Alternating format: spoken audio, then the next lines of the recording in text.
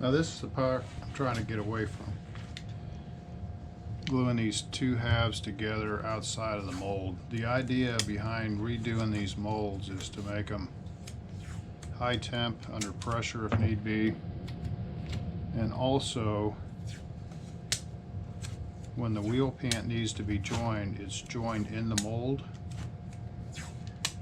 And what I mean by that is, let's just say you got your two halves, they're in the mold like this. Now, technically, I could join these in the mold right now if I had this cut out here, so I could get into the halves and put the tape. So you have to have some way to access the inside of the mold. So that's where I'm at. I'm redesigning this whole thing to where it'll get rid of this step here.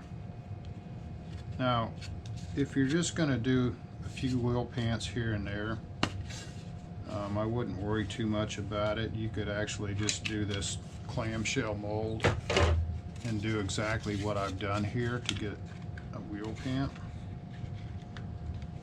But I think when you try to make a bunch of them, it pays off to go the extra mile for the mold to make it a little bit more productive. But one of the things, when you tape this together outside of the mold, you're able to get an exact fit and verify it.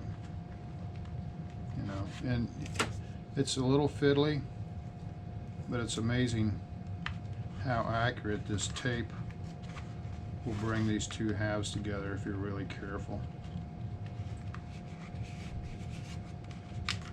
And if there is just a little tick mark or a little seam that just a little proud, it's easy to fix, you know, when you go back and put a little Bondo or putty on it, or micro balloons or whatever you got to do. Now another thing I found out, you can pull the tape too tight, and that's just as bad as not pulling it tight enough.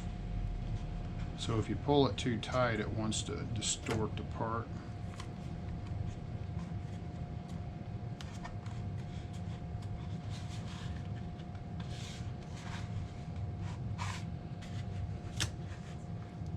Now, these halves still have the PVA on them, and you want to leave that on there if possible, because what epoxy seeps out through these seams, it usually rolls over to the outside on top of the PVA, so it's really easy to clean the mold up or clean the part up if you still have the PVA, because then once the epoxy cures on the outside of the PVA, basically you just take a little straight edge or something, or a dull razor, and just scrape it off. Now, if the part's not lining up exactly, you just go in there with a little tool, doesn't matter what it is, and you put a little pressure on that seam and work it with your finger, and that allows you to get that seam matched up, and you rub the tape down right over that seam, and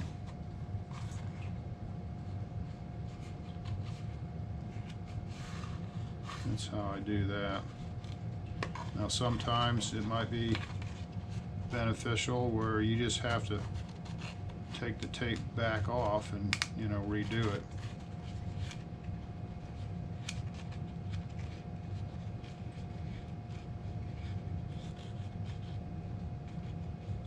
So I'm looking forward to redesigning these molds. Kevin Matney Models, he's done a lot of Quickie 500 airplanes, and he's got a method called wet lap, and that would be interesting. I know exactly what he's doing, but it'd be fun to actually see his process in his video. What he means by wet lap, he's joining these in the mold, and he brings the fiberglass over outside of the mold, puts the molds together, and then laps the glass back over on the other half. Now the details, I'm not familiar with it, but I know the process.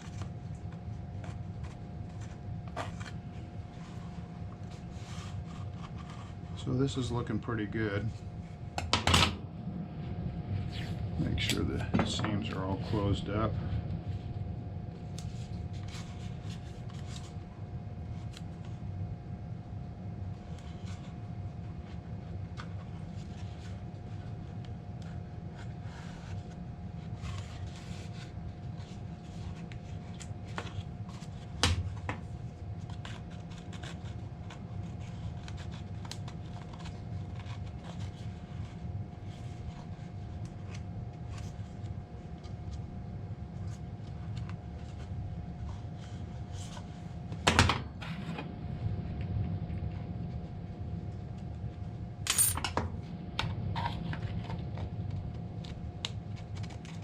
Sometimes it's hard to see if that seam is matching up.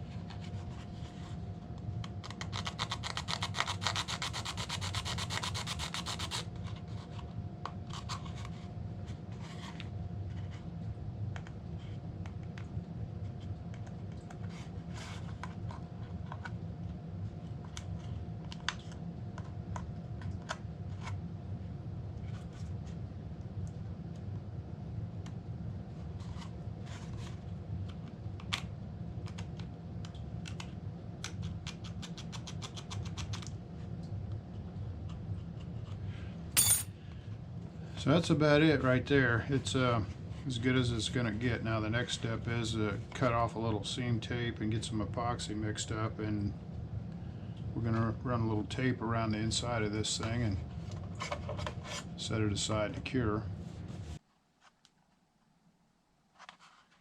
So we'll set this aside over here, let that cure.